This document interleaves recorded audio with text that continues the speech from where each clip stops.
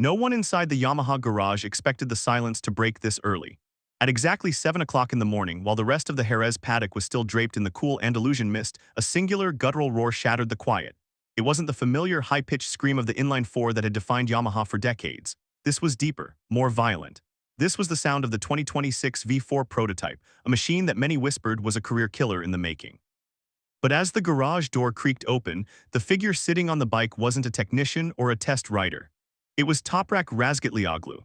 And what was about to unfold over the next 8 hours would change the narrative of the 2026 season forever. The atmosphere at the Circuito de Jerez wasn't just competitive, it was heavy with the weight of a multi-million-dollar gamble. For years, Yamaha had been the lone holdout, the last samurai defending the inline-four engine architecture while Ducati, KTM, and Aprilia built V4 monsters that dominated the straights. By the time the 2026 season arrived, the inline-four was dead. Yamaha had finally surrendered to the V4 transition, but the early results were staggering for all the wrong reasons. During the initial shakedowns in Sepang, the new M1 V4 was described as unrideable. It had the power, but it lacked the soul. The engine braking was unpredictable, snapping the rear tire out of line without warning.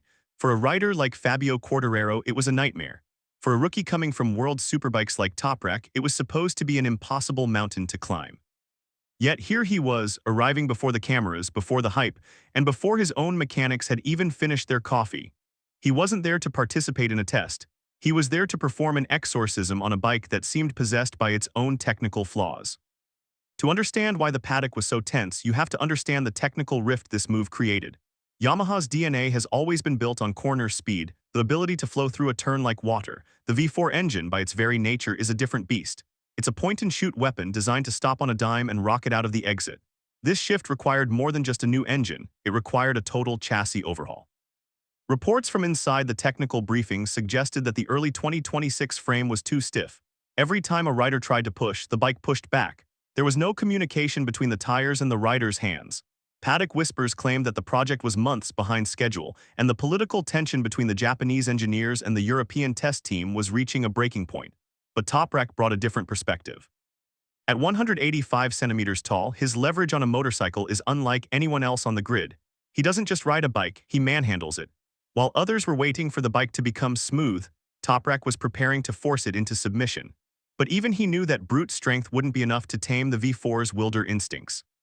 The real drama began when the first telemetry data started leaking from the Yamaha monitors. In the morning session, Toprak was focusing on one specific area, the entry into Turn 1. This is where the V4's wild nature was most apparent. Previously, the engine braking was inconsistent, making it nearly impossible for riders to trust the front end. But today, something was different.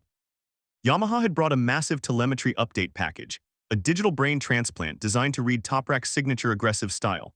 In the World SBK era, Toprak became famous for stop-rack moments braking so hard the rear wheel hovered inches off the asphalt. On a MotoGP prototype, that's usually a recipe for a high-speed disaster.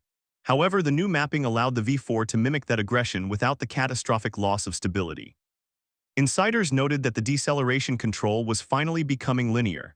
The snaps were gone. The uncertainty was fading. But as Toprak began to find his rhythm, the rest of the paddock began to realize that the learning year they expected for the Turkish rider was effectively over. By midday, the heat in Jerez was rising, but the tension in the rival garages was rising even faster. It's one thing to see a rider set a fast lap, it's another to see them do it with minuscule fluctuations. Toprak wasn't just hitting his marks, he was haunting them. Sector after sector, the timing screens glowed red. The biggest breakthrough, however, wasn't visible on the leaderboard. It was in the acceleration curve. Previously, the Yamaha V4 was brutal. It delivered power in violent surges that destroyed the rear Michelin tire in under 5 laps. The latest data showed a power delivery curve that was now significantly smoother. This allowed Toprak to open the throttle earlier than anyone else in the session. He was no longer fighting the bike to keep it on the line. The bike was finally starting to follow his lead. Some mechanics from rival teams were seen standing at the edge of the track, hands over their brows, trying to understand how a rookie was making a difficult bike look this fluid. Rumors suggested that Yamaha had unlocked a secret in the electronic mapping between the traction control and the anti-wheelie systems. They were no longer fighting each other, they were finally in sync. Inside the garages of Ducati and Aprilia, the mood shifted from curiosity to genuine concern. In MotoGP, news travels at the speed of light and the word was out, Toprak had found the feeling. This isn't just a technical term, it's the holy grail of racing. It's the moment the machine stops being a collection of metal and sensors and becomes an extension of the rider's nervous system. The paddock whispers grew louder as the afternoon session progressed. Some analysts pointed out that Toprak's body language had completely changed. The mid-corner corrections that had plagued him in Sepang were gone. He looked relaxed, almost bored as he sliced through the technical sections of Jerez. This was a classic sign of a rider who has found the limit and realized he can push it even further. The most staggering part. He was doing this on a development package that wasn't even at its final specifications. If this was the baseline, the ceiling for the 2026 season had just been moved. The climax of the day didn't come from a record-breaking lap, though the times were elite. It came from a single observation during a long-run simulation. While other riders were struggling with tire degradation in the heat, Toprak's lap times remained eerily consistent. This indicated that Yamaha had solved the primary riddle of the V4, how to be fast without being angry.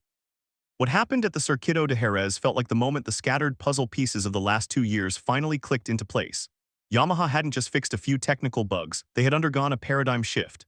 For the first time in the V4 project's history, the bike was adapting to the rider, not the other way around.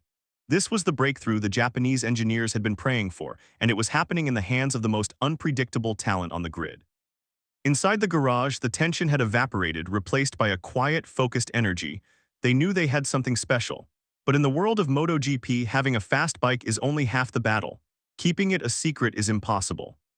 As the sun began to set over the Andalusian hills and Toprak pulled the M1 V4 back into the pit lane for the final time, the atmosphere in the paddock was vastly different than it had been at sunrise. The Pramac Yamaha experiment was no longer a curiosity, it was a threat. Rival teams were already holding emergency debriefs. They had seen the data, they had seen the consistency, and they had seen the look in Toprak's eyes. The 2026 season was supposed to be a year of transition for Yamaha, a slow crawl back to the front. But the V4 Whisperer had just accelerated that timeline. With the Austin and Jerez Grand Prix rounds approaching, the narrative has shifted from will Yamaha survive to who can stop them. The technical breakthrough at Jerez was the first shot in a new kind of war. And as one veteran mechanic noted while watching Toprak walk away from the garage, when a project this big finally clicks, the impact is usually swift and absolutely brutal. The rest of the grid is now officially on notice, but the real question remains, what else is Yamaha hiding behind those closed garage doors?